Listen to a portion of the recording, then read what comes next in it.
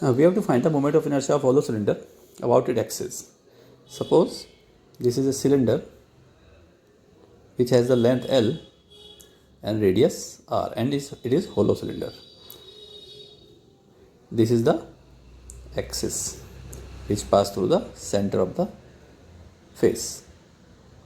Radius is R. Suppose M is the mass of cylinder and cylinder is hollow. So this mass will be distributed over the surface. Or mass density will be pi 2 pi r. This is the circular length, that is the circumference, multiplied by L. So this will give the surface area, and mass per surface area, this will give the mass density. Now we take an elementary part, because mass is distributed continuously. That's why we have to use the differential and integral technique to find the total moment of inertia. For that purpose, we use an elementary part or mass, that is the elementary ring.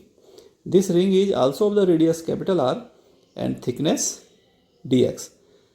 This elementary ring is taken at the x, from this x equal to 0, and thickness is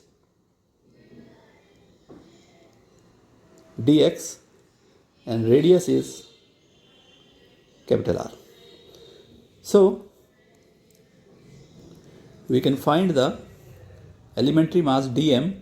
This is the mass density 2 pi rl, and area of this elementary ring, that is the circumference or the length is 2 pi x, 2 pi r, and the thickness is dx. It will give 2 pi r and 2 pi r will be cancelled out, so it will be m by l into dx. We have to find the first moment of inertia of this elementary ring. For ring, we know moment of inertia I is mr square.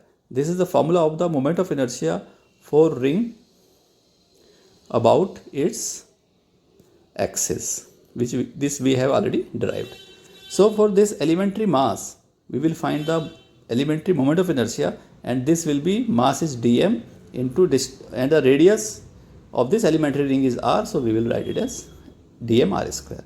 To find the total moment of inertia, we have to integrate this elementary moment of inertia, and it is dm into r square, and substitute the value of dm. It is m by l into dx into r square, and here we will put the limit for integration, because we have to start from x equal to 0 and we have to integrate it up to x equal to l, because l is the length of the cylinder. So x equal to 0 to x equal to l. Constant term will be taken out. M is constant, L is constant, and R square is constant. So remaining is x equal to 0 to L, this is the limit, and dx. Integral of dx is x. As per the formula, this is calculated from x raised to the power n dx equal to x raised to the power n plus 1 by n plus 1. Here n equal to 0. If we put n equal to 0, we will get the above this relation. So it is mr square by L into integral is x, and put the limit with 0 to L. First we will put upper limit L minus, then lower limit 0. So it is equal to mr square by L into L. L and L cancel out. Finally we get mr square, that is the moment of inertia of hollow cylinder about its axis. Now we have to find the moment of inertia of a solid cylinder about its axis. So if we draw a cylinder, and now it is a solid cylinder of length L and radius R. This length is L, and this is the axis, and radius is capital R. Earlier, in case of hollow cylinder, mass was distributed across the surface uniformly. Here in case of solid cylinder, the mass of the cylinder will be distributed over the volume uniformly. Let m is the mass of cylinder, and volume of the cylinder will be pi r square into L. So mass density will be pi r square into L, mass density. Now to find the moment of inertia, because this is a continuous distribution of mass Therefore, we have to take an elementary or symmetrical elementary part for which we know the formula. First integrate for that to find the di, and then putting the limits we will find the total moment of inertia. Here in this case we will take an elementary part that is the form of hollow cylinder. Let this is a cylinder which has some thickness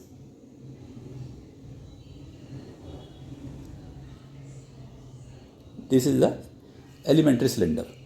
This cylinder is of radius y because we are taking this in the direction of y, so we take the radius of this elementary cylinder is y and thickness of this cylinder is dy, and we will integrate from y equal to 0 to y equal to r to find the final moment of inertia.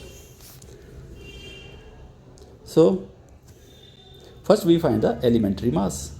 Elementary mass is the mass density, that is the pi r square L. Now what is the volume of this elementary cylinder which is cylindrical? So it will be, first we find the circumference, that is 2 pi x, then its length, so it will give the surface area, and then multiply by thickness, this is 2 pi y, then thickness dy, so it will give the total volume of this hollow cylinder.